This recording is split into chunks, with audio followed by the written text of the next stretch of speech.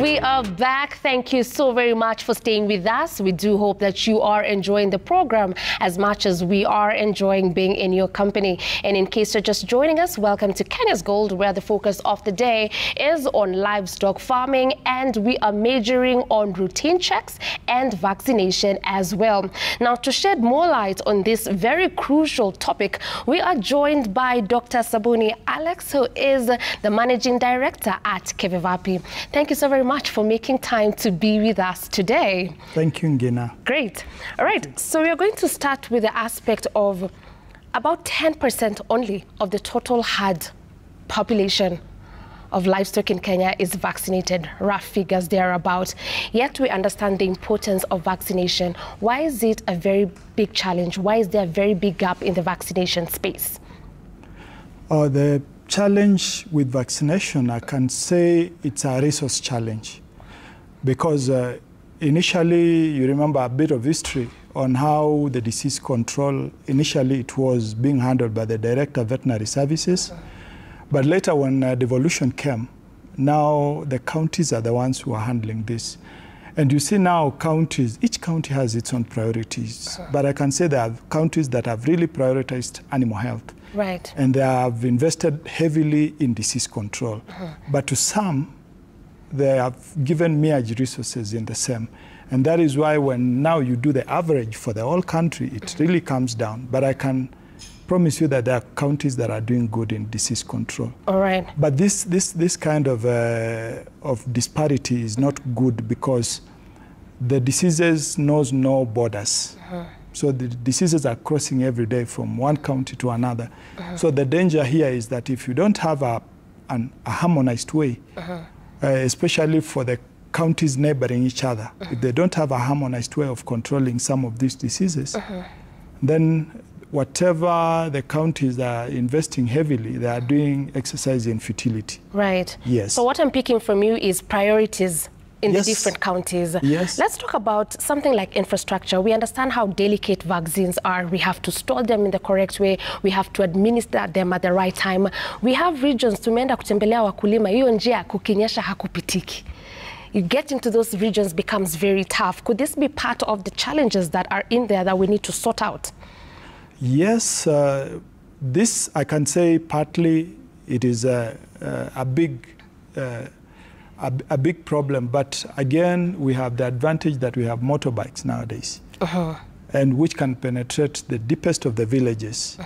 And also this comes with also technological challenges, because vaccines are a temperature dependent product.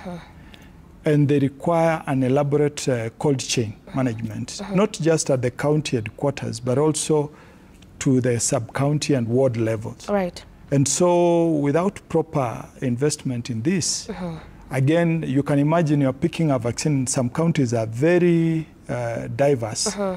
You can pick a vaccine and you're traveling for a whole 8 hours. Right. Temperatures that are 40. But now, slowly, counties are even installing solar-powered refrigerators and deep freezers, and also they're putting up cold rooms, which is a good move, especially now that the conversation of vaccination has started.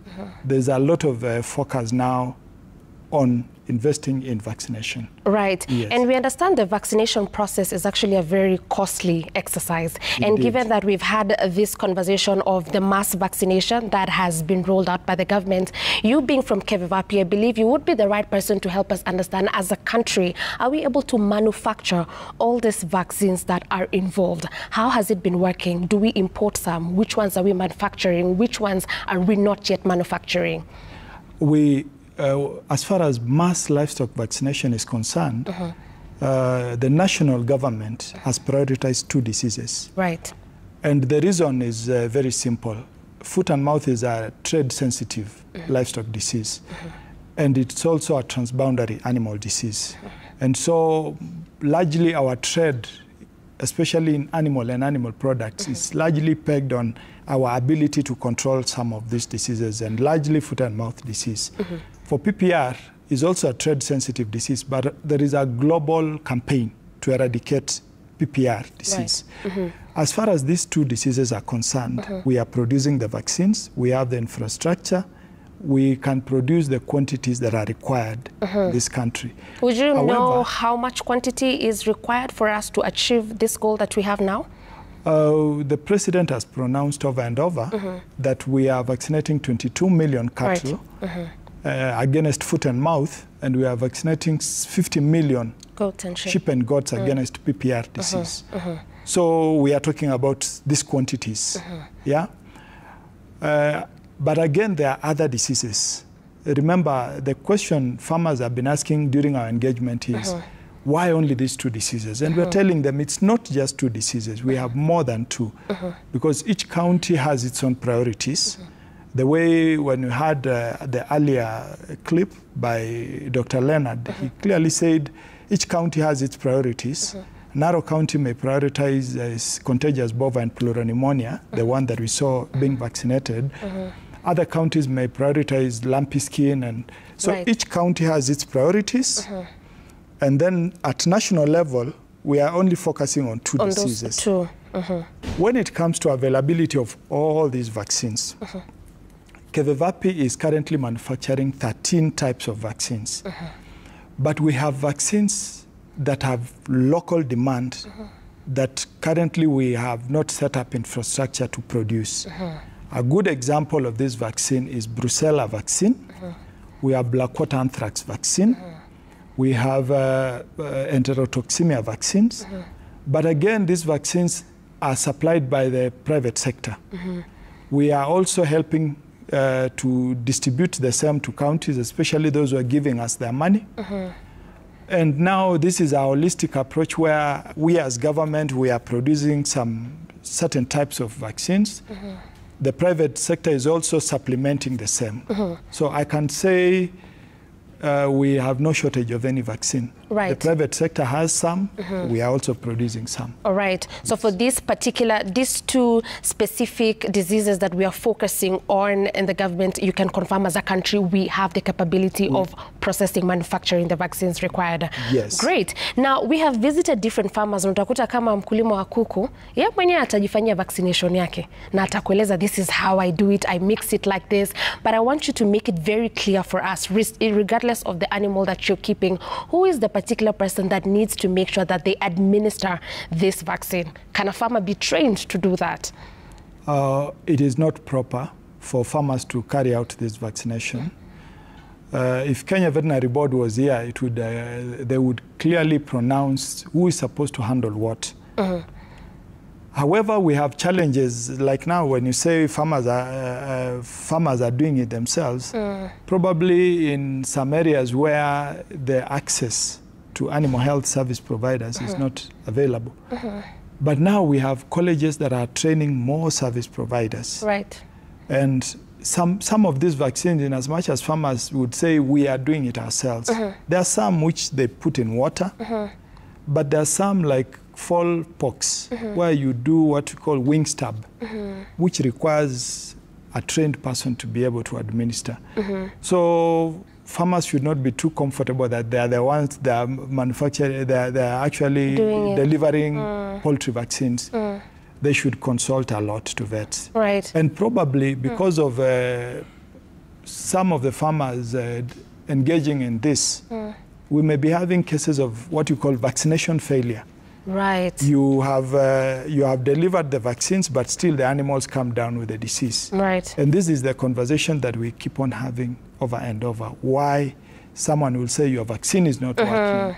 Someone will say maybe you delivered only water. You did not deliver the vaccine to my animals. All that conversation. So that's, I want us to pin that vaccination failure, because again, as a farmer, unaambiwa mnyama wako asifanyiwe vaccination at all kama the body is not in good condition, if it's stressed. And I'd want for you later on to help us understand what are the indicators of this, so that I'm aware what I'm not supposed to do. That you will be answering to us shortly. But for now, let us very quickly have a conversation with our farmers on what you need to do in order to grow in this space of agriculture. Pengine wewe ni mkulima wa mifugo, you have cows, you have sheep, and you want to increase the numbers. We're here to give you solutions on how you can do that. Number one, please do make sure you're part of a cooperative society. Ungana na wakulima wengine. Do this as a group. Remember, you can be in a cooperative society from as little as 10 members. Why this is very important is because the cooperative society serves as the voice of the farmer when it comes to getting financial support from different financial institutions like the cooperative bank. Then the cooperative society makes that even easier for you. Right now, tunajua tunangoja msimu wa mvua, and in the process of that, we are booking our fertilizers, we are booking our seeds, we are buying different farm inputs, and pengine kuna shida ya pesa, majukumu imekuwa mingi.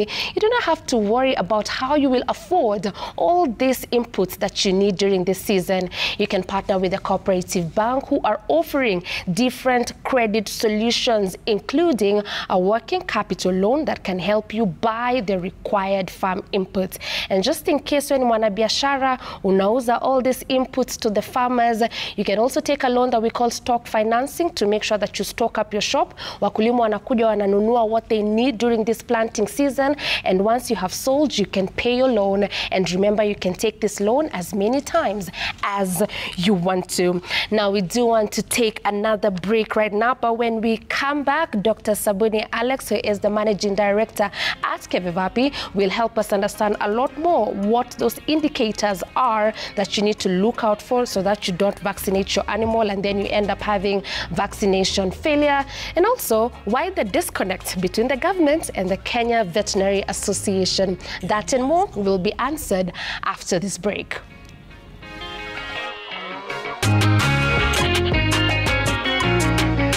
We are back with Dr. Alex Sabuni, who is the Managing Director at Kevivapi. And before we took a break, we were talking about I'm not supposed to vaccinate my animal when it's in poor body condition and also sick and stressed. What are these indicators that will tell me this animal, the body condition, is not okay? Definitely, Ngina, you will find that the animal looks skinny, emaciated. You can see the bones. There is, in livestock production, there is a way you can score the body from 1 to 5. Right. And you can say this animal, probably because it's not getting good nutrition or there are indicators of sickness. And we say the vaccine is supposed to be delivered to an animal which is healthy so that it can mobilize the antibodies to be able to fight the disease. But if the animal is stressed and has no right body form, then it cannot mobilize adequate antibodies. Right. So kama mnyama amekonda, inaweza kuwa ni sababu ni mgonjwa ama pia hajalishwa vizuri, the nutrition is out. So even if si mgonjwa lakini hajakula vizuri, the nutrition is not nice, you can see the body and lose weight, we should not vaccinate that. And interestingly, you go to pastoral communities, especially during drought, they'll tell you our animals will not be vaccinated. They understand. They are aware. Because they know that their animals are struggling and they will not be able to mobilize adequate antibodies. Right. And so they will tell you we'll vaccinate when it starts raining, when the body condition improves. Are we safe to vaccinate pregnant animals? Yes, to some vaccines, except vaccines like Rift Valley fever, which are a bit risky. Great. But most of the vaccines are safe for pregnant animals. Talk to me about the disconnect between the government and the Kenya Veterinary Association, because once this plan was rolled out, it was like, we understand the importance of this vaccination, but we are singing from a different, book. Please, what was the problem in there? I'll say there's no problem to start with. I will also say that Kenya Veterinary Association, if you read their statement, I think they were misunderstood. Right. That one I want to correct. I'm a member of the Kenya Veterinary Association. And what the chairman said and what they were asking is that the process of launching the vaccination in January be stayed until a number of issues be addressed. Only that. Right. But they said we support livestock vaccination, but we have reservations. Right. Can this and this and this be put in place so that we educate farmers, we look at our infrastructure, whether we can produce adequate vaccines, we do a lot of awareness creation, we mobilize all the stakeholders, And that is their only concern. Have they been hurt? Do you feel like they've been hurt? Are their concerns being taken into consideration? Yes. All right. Because I can continue and say, you've seen we've had a lot of engagement with the farmers, with the media. We have even had engagement with the vets on different forums, with the KVA itself. And this is a process. Right. Vaccination is a process. Great. So in 30 seconds, Dr. Alex, I want you to help me understand, kuna zile ugonjwa ambazo tunajua ni za wanyama, and you see even as human beings, kuna ugonjwa tunajua, and then all of a sudden something like COVID will come up, which was never there. Is it the same scenario with animals? Do we have new diseases that never used to be there, so research centers are working on them to understand them more and find cures to the same? Yes. A good example has been highly pathogenic avian influenza.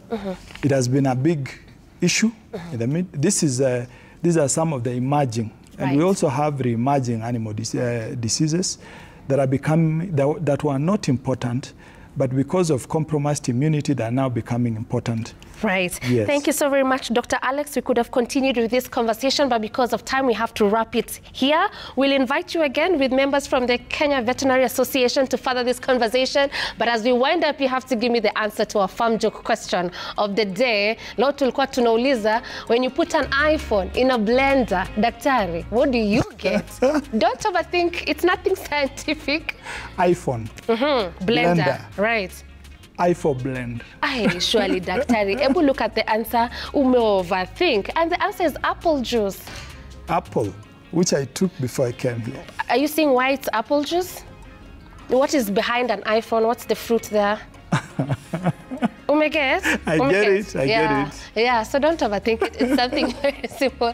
Now, with that, we have come to the end of the show. Thank you so very much for watching. And dear farmers, let us take all matters vaccination very importantly, because it's good to check at the welfare of our animals, and it also guarantees economic sustainability for you as a farmer. We'll see you again tomorrow, same place, same time, with a lot more when it comes to all matters agriculture. Until then, have yourselves a fantastic evening. My name is Violeta Ngina. Goodbye.